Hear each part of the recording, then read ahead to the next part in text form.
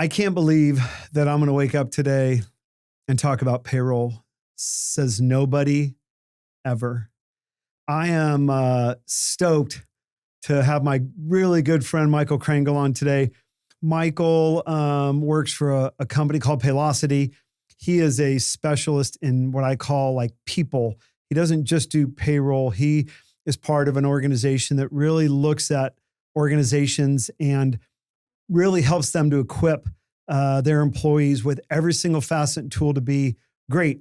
Payroll is part of that, but it's an area that no one really likes. And for some reason, he's really passionate about it. He's really good at it. I'm not here to make a referral to you. I'm here to make an introduction to someone who's a dear friend of mine and an absolute expert in what he does. So let me tell you a quick story. Listen, I am so glad to be here with you. Likewise. There's been a theme on this podcast / show with 4.2 listeners is I only interview my friends. And one of the things I love about it is I learned something new about my friends on every episode that I never knew. With as much time as you and I have spent together, one of the things I was looking forward to, and I was telling my wife, she's like, "Oh, who's on the podcast today?" And I'm like, "Oh, well, Michael Krengel's going to be there." She's like, "Well, you already know everything about him." I'm like, "I don't. I promise something's going to come up." And let's just jump into it. Like it already came up before we even started filming that you, as you're getting patted down with makeup, right? Yeah. That you were an art theater major. I have a degree. One of the degrees I have that you didn't want to talk is in about live performance arts. And we're going to talk about live performance arts right now. Yeah. So you're in school. Yeah. So I went to, it's funny. We were talking and I was trying to get comfortable with the microphone, or you were trying to make sure I was comfortable with the microphone. Right. And granted, I don't use one all the time. And in theater performance, you don't have a mic. There's tons of training that you go through. Yeah. And I found myself at a boarding school for high school in Connecticut. Okay. And we had to do something every trimester. Yeah. And so during winter, I didn't want to do the wrestling team. And and it's cold outside in the winter. And it's cold outside, but I'm from Chicago, so cold is fine. Yeah. I found myself, I've always loved musicals. I grew up going to them. I love music in general. And I decided to do the musical and I really enjoy it. And it's a lot of fun. So I did it, every year. Yeah.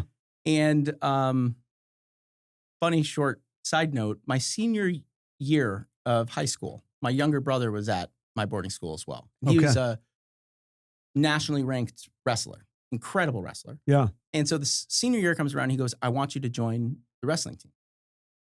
And I said, "Fine, if you do the musical." Get out. So for Hold one on, year. how much older are you than him? 2 years. 2 years, yeah. So for 1 year, I joined the wrestling team and my brother did the musical as well. And I did the musical and the wrestling team and we did it together. Yeah. But as a 210-pound senior in a really high caliber sports environment, going against people that have been wrestling for like 15 years, or not 15 years, but a long time, I got myself thrown out of every single match. I didn't know the rules. You didn't fare too well. No. I definitely didn't get beaten up, but I didn't win any matches. Yeah. But anyway, so when I got to college in my second semester, I was sitting down with the counselor to declare a major and we were talking. He said, I told him I'd love to go into business and finance. And he said, "You don't want to do anything in live performance arts?" And I kind of looked at him and I go, Why? Right. Why? And he said, "You're one major distribution course away from having a degree." Yeah. And so it turned out the school I went to had a really high accreditation for drama. And because of the roles that I've had, I had to take one course to get that degree and I did it. And I'll tell you, it was the hardest course I've ever taken, the emotion of stage props. Or emotional communication. That's the thing. Of stage props. The placement, the shadows, That's when they appear, when they disappear. It was bizarre. A totally foreign subject. All of the students in the class are, on their fourth year. Right. And they've worked their way up to taking the, one of these last classes that they have to take. And it's the first class I'm taking in college in drama, and it was a lot of very dramatic people. Yeah. And it was a really hard class for me to get into because it wasn't the part of performance that I like. Yeah. No, there's no performance. It was. So, yeah, but the reason I don't put it on my LinkedIn is I want there to be a little mystery. No, listen, behind me. I love that. More importantly, I can't wait to go home and tell Chris, like in the first 30 seconds, as good of friends, I mean, at least you're a friend of mine. I hope you feel the same. I do. As good of friends as we are. You know that. In my first 30 seconds, I got to learn something new about you because you're not a very dramatic guy. Like you're not filled with drama. So when you mentioned, oh yeah, I have a degree in this, I'm like, this seems a little bit strange. I like stepping outside my comfort zone. I don't know. And I do know that about you. I've never done anything that's comfortable that's helped me grow as a person. Yeah. None of us do. Yeah. We, as you know, we grow. I heard this quote one time and I'm stealing it from someone and I put it on my email signature line. It's like, you can't get strong without lifting something heavy. Right. And so it's, and I don't care which, therapist you follow. I don't care which motivational speaker you follow. Tom Brady, Kobe Bryant, none of those guys, none of them talk about their championships. They talk about their losses, right? And I think it all rolls into that kind of same premise. Yeah, I think it rolls into a topic that's really important to me, and we've talked about it a number of times, right? There's a lacking presence of mental resilience among most of the emerging generations into the workforce today. There's a tremendous amount of entitlement, which I know we all are aware of. Sure. And we've helped perpetuate it as well. Without question. You know what I mean? Without question. I say all the time about millennials, like I have my role in that as well. I can't just say millennials, suck. I've contributed to it just as much as they're well, maybe not as much. Yeah, I mean, I'm talking about like my own generation. Yeah. I'm trying to get away from the word hate. Right? Yeah. I used to use the term I'm a self-hating millennial because I'm part of the generation that I don't identify with. Yeah. And there's kind of a split. If you're a millennial, you're either somebody who grew up with the transition of technology or you grew up with technology completely emerging in your household. Right. Right. I had that nice transition of my first phone was a standard phone that couldn't do anything on it. Yeah. Because that's what was available. Yeah. And so it's interesting to see younger people coming out of college today without understanding that they can't grow without failure. They can't. Right. The 10,000 hour rule, right? Yeah. We all know that rule. If you do anything for 10,000 hours, you should become a master at it, right? Right. The reality is, if there's 2,040 working hours in a year, standard working hours, right? Nobody's 100% proficient. Right. So let's say you're giving yourself a little grace and 65% of those 240 hours, you could classify as kind of chipping away at that 10,000 hour mark, right? Sure. But what happens in that first 10,000 hours of dedicated time is more failure than you'll ever experience. Every time. I mean, people need to understand that in order to get through it and not change to do something else because you start that over. So it's important to figure out something that you enjoy. Yeah, for sure. Failing at because you're okay with the learning experience. Yeah, you have to be. And it takes some time to figure out how to put a little bit of a mental helmet on to prepare yourself for rejection. Well, and not a lot of people, we could talk so much deeper on this, but not a lot of people like the comfort of failure. Right. There's a reason Tom Brady is Tom Brady. There's a reason Kobe Bryant was Kobe Bryant. There's a reason successful business people are successful business people. Some people innately, when they fail, are not afraid to say, shit, I'm going to pick myself up and I got to fight tomorrow. Like I got to get better at that. And then some people, as you know, go in the fetal position. My wife, who now knows a trauma therapist, there's so much information that she shares with me that I love. And one of the quick things I'll share, and then we'll start talking about some fun stuff is, there was this comment on some research that was done that says, every time you give your child their iPad or their phone when they're crying, teaches them how to always be comfortable. It never gives them a chance to be uncomfortable and how to deal with and be in that uncomfortable. And I think, and I don't know how this change happened, But I feel like, I can always say the thing like, my mom said, do your laundry. My mom said, go get a job at 13 and drink out of the water hose, all that corny stuff. But there were plenty of times how my mom raised us was it's okay to get a bad grade. It's okay to not do well in that sporting event. It's okay to have your best friend say, I'm picking you up at 5 and never show up. Like being uncomfortable teaches you how to deal with the uncomfortable. Because as you know, what we're promised in this world, things are going to get uncomfortable sometimes. Yeah. And I mean, I agree with you. Yeah. In every way. Yeah. For the record, I think this is fun. I think the topic we're talking about is fun. Yeah. No, it can be for sure. But there's just a certain attitude that people need to have because attitude follows perspective. It's not the other way around. Right. Right. And it would be great if things were fair and equitable. Yeah. But they're not. Right. Right. The human race, we're a very adaptive species, not always for the better. Sure. And, I think when you think about that change, right, I'm not an expert in parenting, even though I have 2 boys. Yeah. I try my best to understand what I can about the actions I take to be a role model for my kids and to create a level of independent confidence so that they can weather the storms that's going to come in the future inevitably. And, I think that one of the biggest things that's changed is that access to technology is available.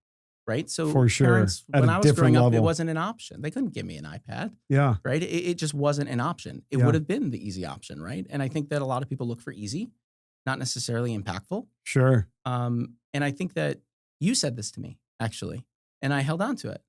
Successful parenting, in my opinion, which is yours as well, is that my adult children choose to hang out with me. Yeah. That is something that stuck with me that you told me when we first started to get to know each other was, I was asking you what you were doing this weekend, and you were telling me about your kids are coming over to hang out and go to the pool and just have a couple drinks and just enjoy each other's company. Yeah. And, that has stuck with me. And it's kind of been a lot of the fuel behind the type of refinement that I've tried to put into my parenting, right? Like something I really try to focus on is how you communicate to your kids is how they talk to themselves in their head. Dude, that is so. It's not that just is tone, so relevant. It's how you say things, why you say them, when you say them. Yeah. And it can be somewhat crippling if you overthink it because you're not perfect all the time. Right. Right. But if you are trying and 75, 80% of the time you're delivering the best that you can do, that's where you should be. Yeah. Right? You don't need to be perfect, but you got to try. Right. Oh, we got to try and be better. Yeah. Just you have to try and be better. Yeah. But yeah, the way you talk to your children is the way they're going to talk to themselves in the future. And they're going to hit roadblocks and they need to be able to pick themselves back up, right? My job is people tend to not want to use the word salesperson, right? They use the word consultant. Yeah. Right. I'm only a consultant if I don't make a sale. Yeah, that's right. Right. Yeah. But it's okay. Right. If I don't make a sale, hopefully I've created an environment that will yield me information where I would agree with them, right? It's an objective reason behind why they decided not to make a switch. Sure. But it's a very everything's kind of interwoven together. My personal life as I'm growing as a dad and as a person, right, helps me in my professional life and vice versa. Yeah. I wish I could bring some more of my professional life into my personal life. I'm an incredibly organized professional. Yeah. At home, things aren't so organized. Right. Well, listen, you got, as you know, you used to be a young boy. I did. So, I got 3 kids, as you know, and my wife was an only child. And there were some times my oldest son or youngest son would like eat a rock or, eat a rock? Oh, eat rocks, put hands over fire. And I'd just be I like, guess it's primal. It is. I mean, to a certain degree, it's like, boys are strange creatures and they are. And I would be baffled sometimes at some of the stuff my boys would do until when I got out of my own head, I'd be like, well, of course I did that. I did that. I say this all the time. My wife tries to get me to be politically correct. I think I'm kind to everyone, so I don't need to be politically correct. Boys are stupid. I say it right out of the gate. Boys are stupid. I'm 58. I'm stupid. 5-year-old boys are stupid. 8-year-old boys doesn't mean they're not loving and kind. But boys just, they don't They process differently, especially when they're so young. And I love watching reels on families. It's one of my favorite things on Facebook.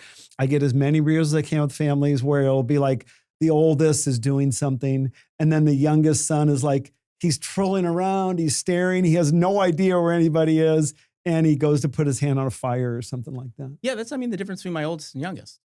Totally different. Isn't that crazy that they come from the same gene pool? One will walk down the stairs holding the railing every time. Yeah. The other one will sprint to jump or the something. Youngest will, risk is not something that is, there's no monitor of risk in his mind. I think risk and luck are different sides of the same coin. For sure. I'm with you on that one.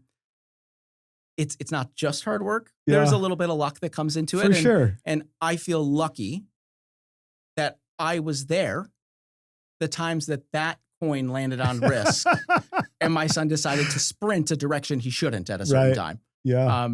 So I've been in the right place at the right time to. And it's hard. You and I have talked about this before. And this podcast / show I do is really, and you know this, I love bringing on my friends. I want to talk about my friends. I want to talk about their lives. I want to talk about their careers. I am in the works of starting another show in the future. It doesn't have a defined date. And I'm so passionate about the emasculation of boys. And I'm not blaming anybody. I'm not blaming men. I'm not blaming anybody. All I know is boys are hunters. Boys are stupid. Boys process differently. Boys don't know risk. Not all boys.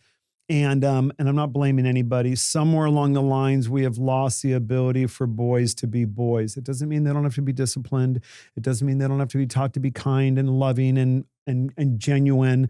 But there's been this massive change, as you know, with trying to contain boys or to change boys. Like, it's funny, my 25-year-old son, Ryan, to this day at 25, if he's at our home and my wife comes home with groceries, he just stands up and he goes and help her. He opens the doors for women. And sometimes he'll get a dirty look. And what I've shared with them is I said, listen, son, chivalry lives in our home. If someone gets offended that you open the door for them, that's on them. I'm sorry.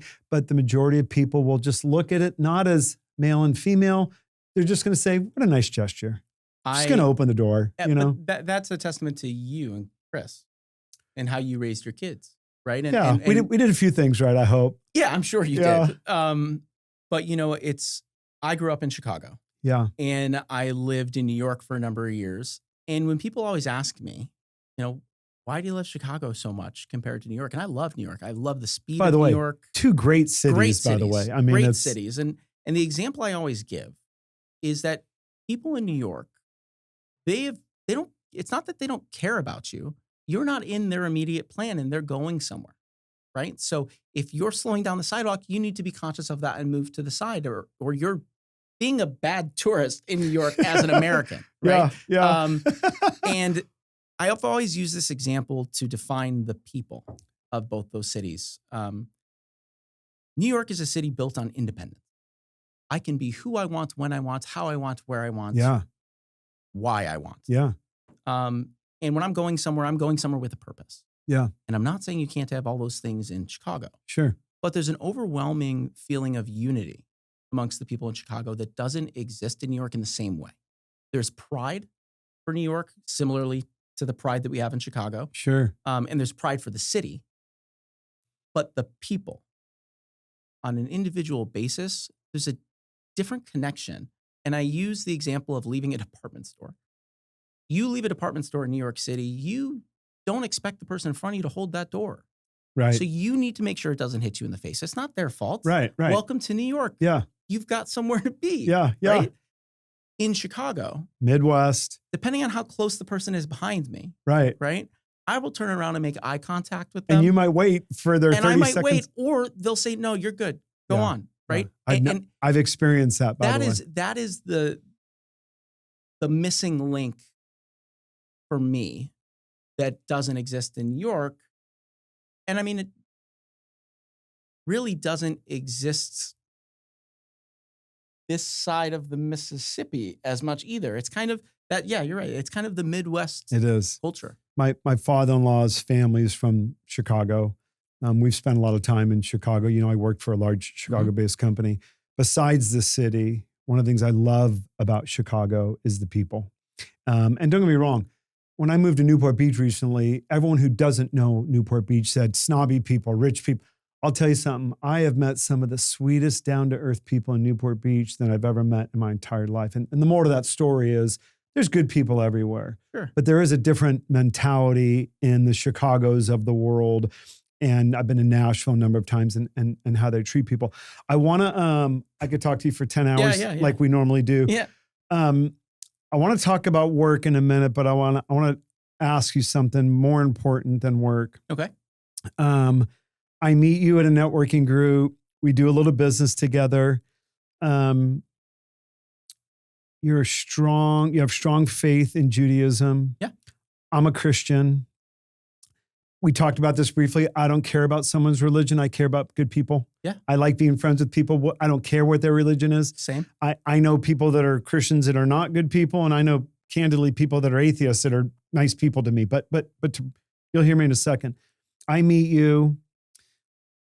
You hear me being passionate about the Orange County Rescue Mission. You know it's a faith-based organization. And you say, well, how do we help them? So you come alongside me, really spearheaded something. And we start doing a food drive and a clothing drive. And you become ingrained in the Orange County Rescue Mission. You're Jewish, they're faith-based, and you don't give a shit. No. I want to, and by the way, it's one of the reasons why I love you, because you don't give a shit. You just like being nice and kind. Where does that come from? But hear me out. Mm-hmm. It's hard enough to find people that just want to serve the least of these, just to help your neighbor, whoever that is, right? Mm-hmm. Whether it's financially, fix a tire, doesn't matter. So it's one thing just to want to have a servant's heart. It is, I couldn't laugh more when I came home and told my wife, I'm like, I got this new friend. His name's Michael Krengel. Babe, he's Jewish. He's helping me at the Orange County Rescue Mission. And it was just strange for us. And now that I know who you are, now I know exactly. Where does the servant's heart come from? And where does I don't really care about someone else's faith. If I have an opportunity to help someone, I just want to help people. Yeah, I mean, it's my favorite story about you, and it's one of the reasons why I consider you such a good friend, is because you just wanted to help in an area that you didn't necessarily even align with. I put a lot of faith in my friends, right? And I believe in the things that they believe in. And when we got to know each other, you shared with me about your connection to the Orange County Rescue Mission and what it's done for people in your life connected to you. Yeah. And so hearing you talk about the passion behind it, it was more about supporting something that was important to you. Yeah. That was able to easily allow me to help support Orange County Rescue Mission. Yeah. I mean, the fact and I know how passionate you are about your friends, and I know that about you. That's really the driver. Yeah. I mean, I want to help. You know, if there's an opportunity for me to help, I absolutely want to. Yeah. But you explained to me what they've done for people in your life and how you and your family has benefited from the focus that they've put into their programs. Yeah. And I wanted to support something that was important to you. Yeah. So it was easy. Nothing more than that. I love that you simplify that. Yeah. I love that you're a little bit humbled about it. I do believe you because I know who you are. I've experienced some things in my life with people who've said, you wouldn't want to do this because you're a Christian. And I recently had a conversation with a dear friend of mine. She's gay. She's in a relationship and they have a son. And the really long story short is, she said, Chris, you're a Christian, right? And I said, yes. She says, how come you don't treat me differently? And I'm like, what are you talking about? She says, you hug me, you ask me how my day is. She goes, you're invested in my life. She goes, you're always so nice to me. I'm like, okay, like, I don't get it. She goes, I don't get treated like that from Christians. And I said to her, well, let me just give you one, I'm only going to tell you one thing. I said, have you ever read the Bible? And I go, I'm not trying to Bible thump, but have you ever read it? She says, no. I said, you should read it, but let me tell you why. There's not one word in that Bible that says I'm supposed to do anything other than love you. There's not one word in that Bible that says I'm supposed to do anything other than be kind to everybody, not just Christian. And I told her, I said, any Christian who's judging you is not acting like a Christian. I said, now there's good Christians.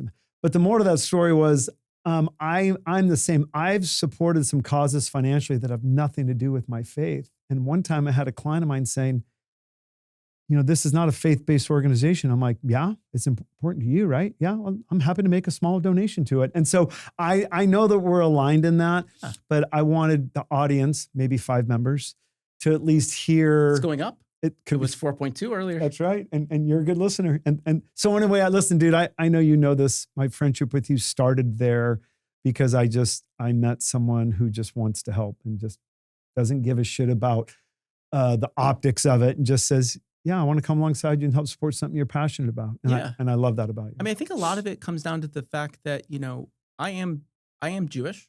Yeah. But I'm not incredibly religious, right? I believe in a lot of the traditions. Sure.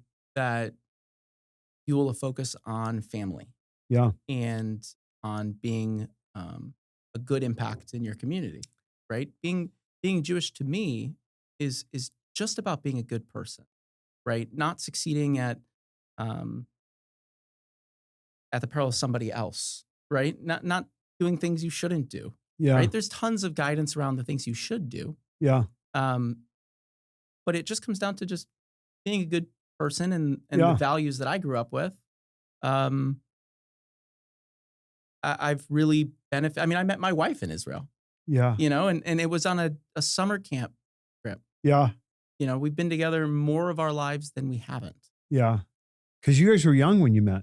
At 17. Yeah. Yeah, I was 17, she was 16. Did you know right away? I can't believe we're not going to talk business. We're going to talk business. No, we can talk business. No. I had no idea. I didn't know. I mean, because you're 17. I knew that. I knew something was there. Yeah. Because the first time we met, I was kicking her chair in a Shabbat service, and she turned around and was like, Wait, sassy. Intentionally? No, I mean, I was just like talking to another girl. Fidgety or something? I was talking to the girl next to me. Yeah. And I was kicking the chair. I thought maybe you were kicking it to get her attention. No, and she turned around and was like really sassy. And was like, can you stop doing that? That's very annoying. And that's like our first actual interaction. Yeah. I love that. I know I have an 8-year-old granddaughter. Mm-hmm. And the reason why I was laughing when you said you were kicking her chair is there was this boy in summer camp who was really just almost kind of annoying her and being mean. And she's like, Papa. And she's telling me this thing. I said, Hayden, he likes you. She's like, what? I said, here's what boys do. And then we got into the whole cooties thing I said, but Hayden, boys have cooties. And she goes, well, do you have cooties, Papa? I'm like, no, Papa doesn't have cooties. She goes, what about Uncle Ryan, my son? I go, no, Uncle Ryan doesn't have cooties. I go, just the boys that are not family have cooties. So I thought maybe you were kicking the chair to get her attention because you wanted her to, That would have been a more calculated move. That would have been a more calculated But you did it unintentionally, and then she snapped at you. Yeah, and I was like, who is that? Yeah. Oh my gosh, I love that. Okay, listen, I want to talk about work for a little bit, just for a minute. One of the things that I love hearing you talk about in our business group that we're in all the time, when you look at companies and organizations and how they're trying to be better for their employees, right? Because that's really the role that you serve. How do I help companies get better in this area to be better for their employees that can then increase efficiencies and, the whole cycle of all of that. Yes. How is it that something like employee experience with HR, trainings, the whole employee experience, what you do at Paylocity, how do you find how do I get so excited about it? How do you get so excited? Because I was with another friend of ours, a mutual friend on my podcast, and he's in the health benefits space. And for me, and by the way, real estate finance, not sexy at all. Like, how on earth does someone like you wake up and talk about what you do at Paylocity with payroll and employee engagement and employee improvements with such passion and vigor? Is it just like, I just like it? I like helping people. I think there's a cause. I want to change business culture. It's definitely a driver more so on the business side than the personal side. Yeah. I think some of it has to do with the fact that it's become natural to me to help understand how to connect disconnected systems and provide a solution with a framework behind it that's able to be understood Yeah. by the buyer. Yeah. But I love puzzles. I love riddles. I love problem solving. You love trivia games, by the way? And I do. Yeah. I'm not great at them. No, I know but tons of facts that'll never help me unless I'm playing trivia. Yeah. What about like scavenger hunts? You like stuff like that? Sometimes. Yeah. Sometimes. Do you like to have to think critically to solve for something? Yes. Okay. I like when somebody gives me a problem. Yeah. You know, and it's even more exciting when I have an opportunity for two-way discussion to ask more about the problem. Yeah. Every client that I talk to is different. Every driver behind the reason we're sitting down has an aspect of nuance to it. So there are no two conversations I have that are the same. There are no two questions that are answered in the same way. Yeah. Maybe there's the same perspective driving the answer, but maybe there's different experience driving that perspective. Yeah. And so not only do I have to understand how the process should look, I have to understand what the end result is that the client is expecting. Yeah, that they want. Versus what should be happening. And payroll is definitely something I do. Yeah. Right? A lot of my competition are payroll companies. Yeah. We're a software company that also does payroll. Right. So about 7% of my bill is associated with the payroll piece. Yeah. But back to your question, my greatest strength is ideation. My ability to connect dots that are not necessarily easily connected by other people. And so the more I can understand about what your end results are or what your end goal is that you're working towards, the more exciting it is for me to whiteboard that after our meeting. Yeah. And share with you all the different ideas I have to see if one of them resonates. But I'm not somebody who pushes my perspective. Sure. I'm somebody who tries to help the client understand how to utilize my experience to the best of their ability. Yeah. So that's why I enjoy it. Yeah. Every sale is different. You love the puzzle. Okay, so let's talk about something. Full disclosure, I'm a client of your company, Paylocity.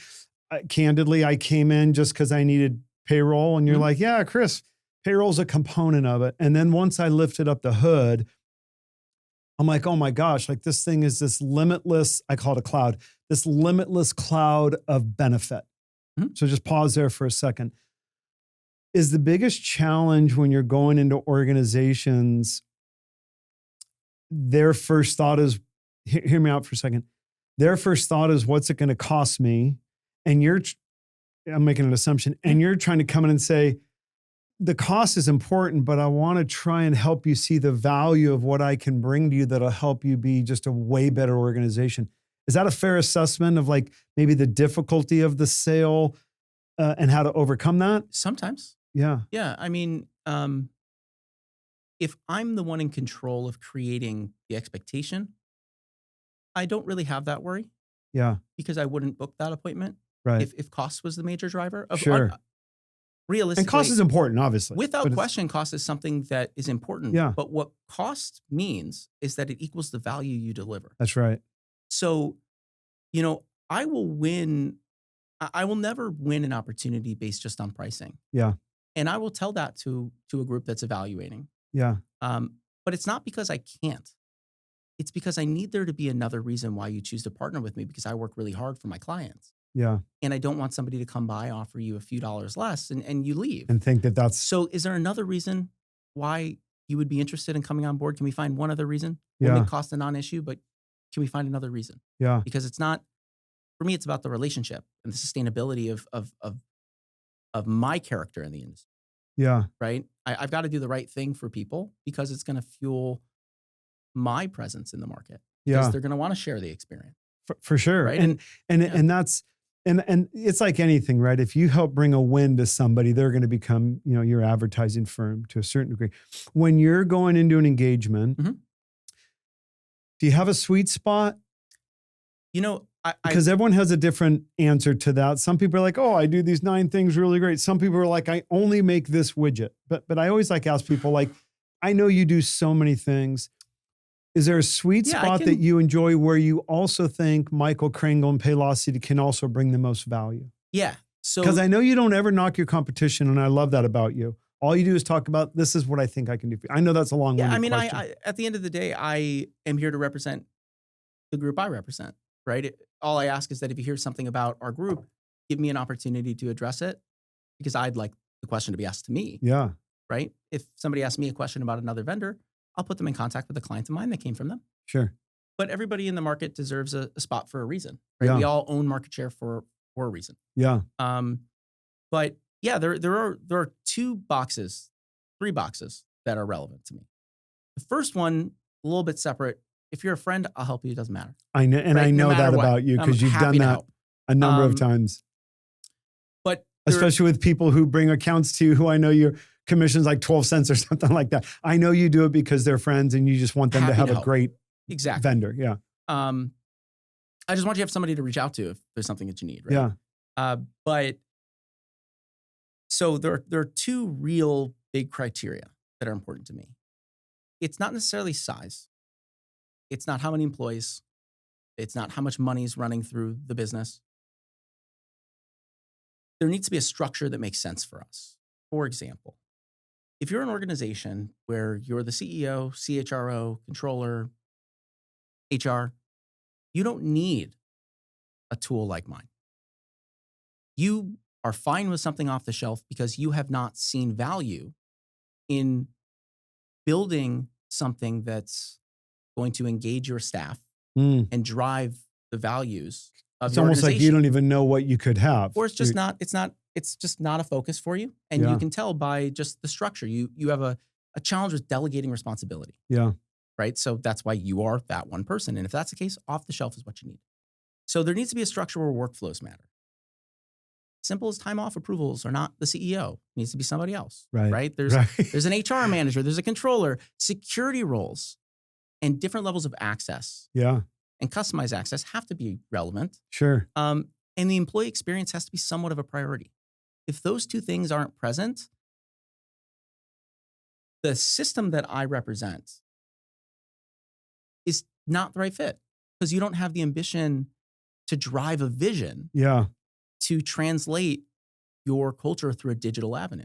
It doesn't, the onboarding experience isn't something you think about. And if it's not, I'll use this word maybe incorrectly. If it's not passionate from the head of HR or the COO, if that's not an area that they really want to get better at, that's right. If I understand what you're saying, it's just like, yeah, just go off the shelf because my system is really built on people who want to make it better, do better, grow better. Well, so there's definitely an aspect of posturing that I see from a lot of clients, right? A lot of buy into certain things that have not necessarily shown a presence in their current process. Yeah. And they've had an opportunity to make that a realistic presence in how they do things today, but it's not something that's driving them. Yeah. So I do get a ton of posturing in the evaluation from certain groups.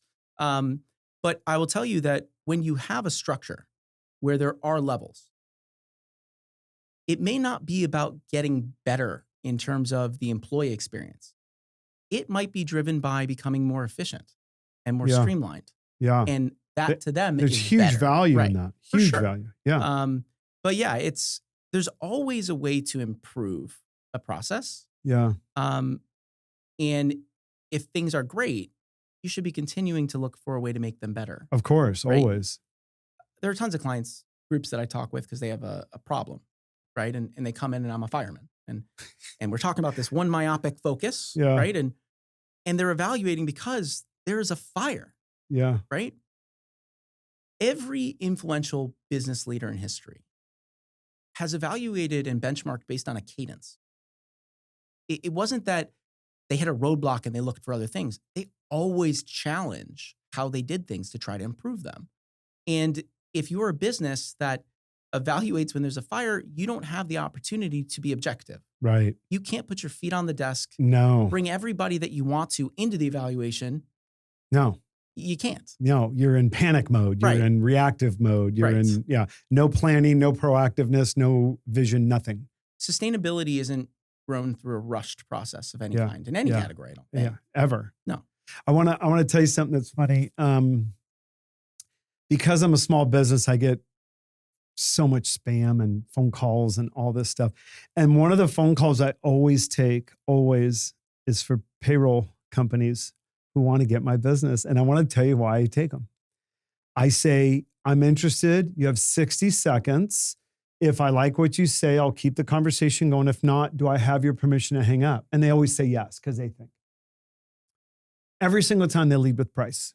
It's the first thing they say is, I'm going to save you money.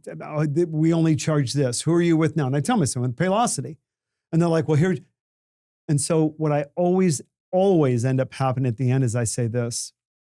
I said, your 60 seconds is up. Unfortunately, you didn't ask me any questions about my business. All you did is ask me, how much do I pay? You didn't ask me the 6 most important questions. Where am I going?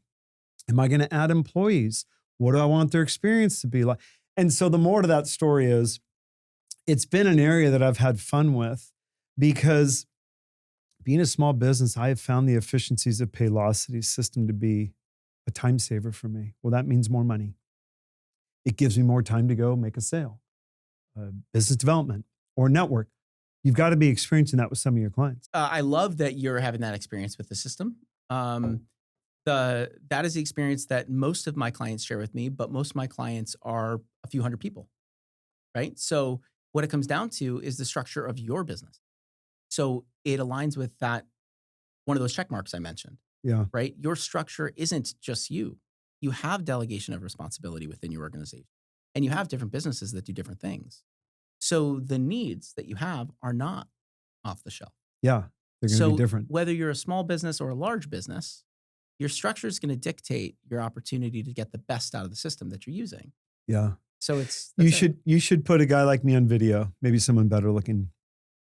And every time you pitch a client, you should have someone like me on a video, because if more businesses who wanted to pitch me would send me a 30-second video of a client that loves the experience, yeah, I think more people would engage. I agree. Because don't laugh. Like, I hate HR. I hate payroll. I hate your system because it's a system I have to do. But if I'm going to hate a system, yours is the best one. You hate the topic. Yeah.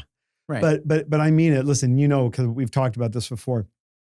I operate in your system like I'm a big company, and the way the automation works and the way the tools work, and it's so easy. And I've had the other vendors where it was so hard, and I'm like, I'm trying to run payroll for 14 people. Mm-hmm. Like, this shouldn't be this hard. And I love when you make the comparison that you're kind of like the iPhone of that world, right? Yeah.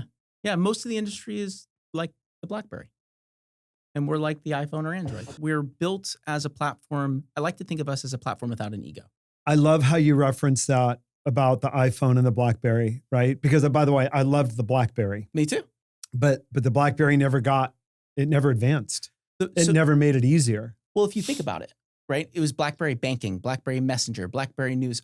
If I wanted my own news or my own bank, I had to open up the browser. Yeah. They was a closed network. They own the hardware, and then they own the actual BlackBerry App Store. Right. So the catalyst that actually took BlackBerry out was Facebook. 1 billion people joined Facebook in 9 months, and the only way to get to your profile was no application on the home screen. It was going to the browser and using that trackball to scroll through a very unintuitive experience. Right. And overnight, you see the introduction of iPhone. And it is an open architecture network that allows for developers to build and host on the Apple Store.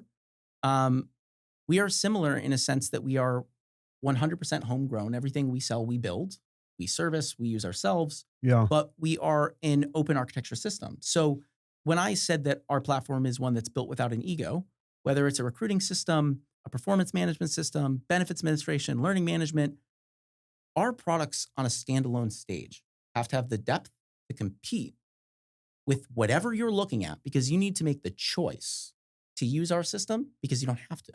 Right. Everybody else in my industry is going to try and create a reason that you need to choose theirs. Yeah. But it's not because it's the right thing for you. It's because it's the thing that keeps their model from falling apart. Right. So I love the fact that that I'm not going to lose an opportunity because a client wants to continue to utilize X, Y, or Z for them. Yeah. Hold on. I got to pause for a second. You're good. I've never had this. It was, I was going to say, it's the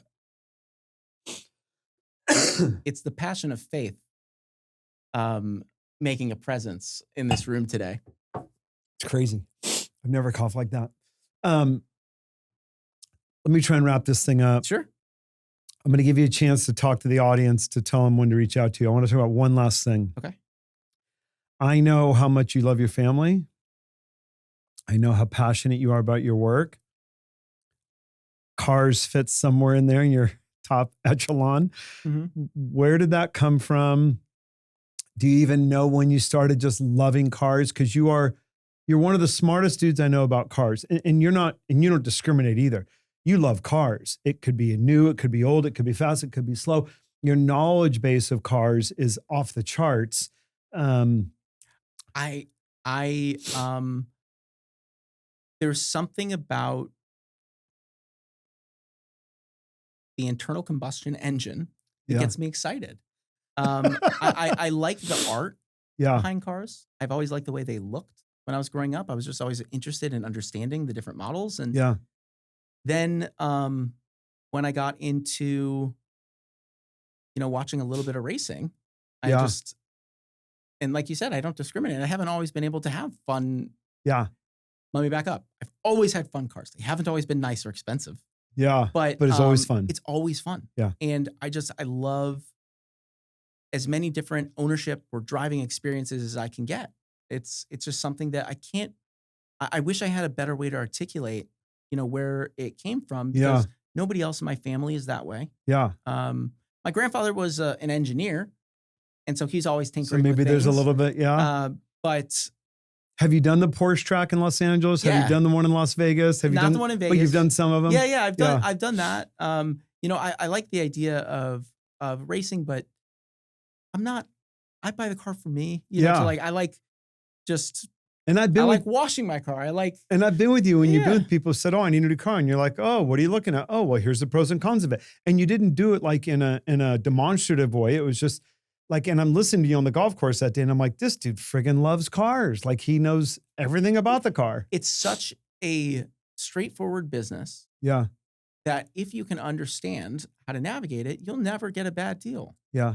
You got to understand what drives them to sell you the car for the right price, and what simple things you can ask to see if this dealership is going to be one that you would refer your mom to.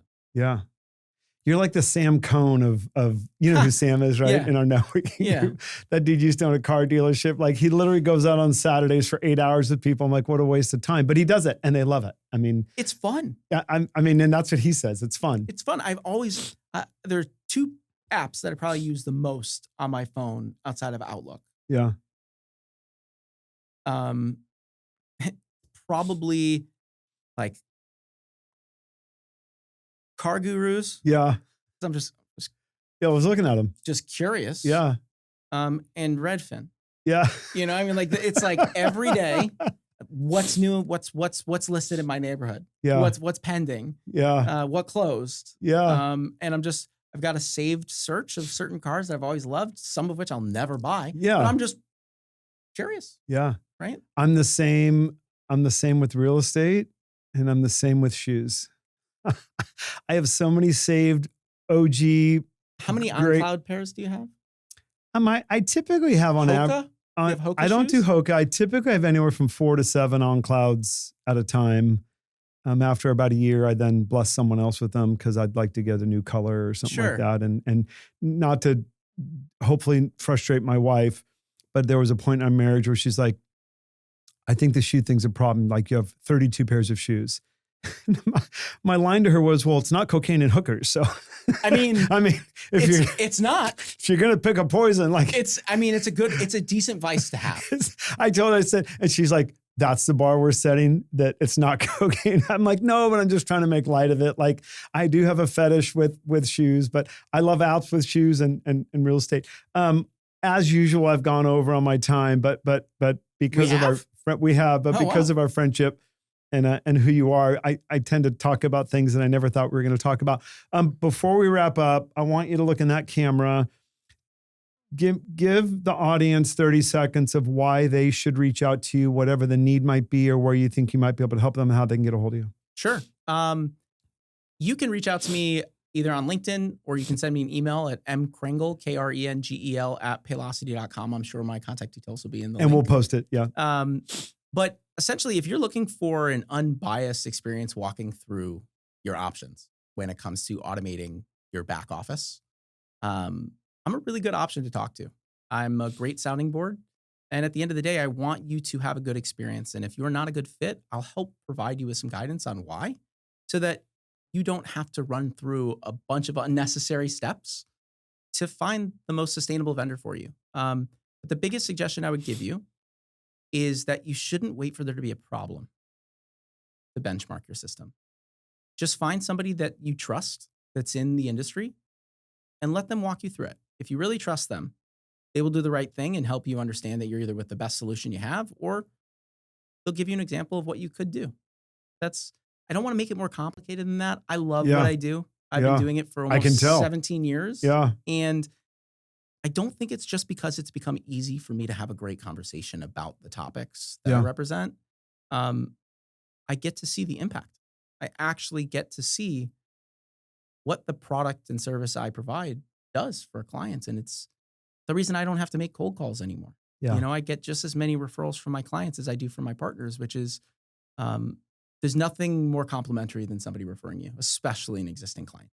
It's a pretty cool feeling. Like, you've referred me a number of times. Yeah, I love that. So it's really exciting. I love that. Michael Krengel, first and foremost, is my friend. I don't really care about the rest of it. If you've watched any of these interviews, you know that there's a recurring theme of I get to spend time with my friends on here and talk about them and why they're my friends. And you can tell why Michael and I are so aligned in so many things in our lives. He is an absolute specialist in what he does. He gives a shit at a different level when it comes to your business and your employees, their engagement, and just how to help your business get better. Please reach out to him. If you have any questions at all, be proactive with it. Don't be reactive with it. His best way to help you is in planning, not just fixing the fire. He can do that. But please reach out to him. He's an incredible resource. He's an even better human being. And thanks for listening to the show. Until next time, we'll see you later. Thanks.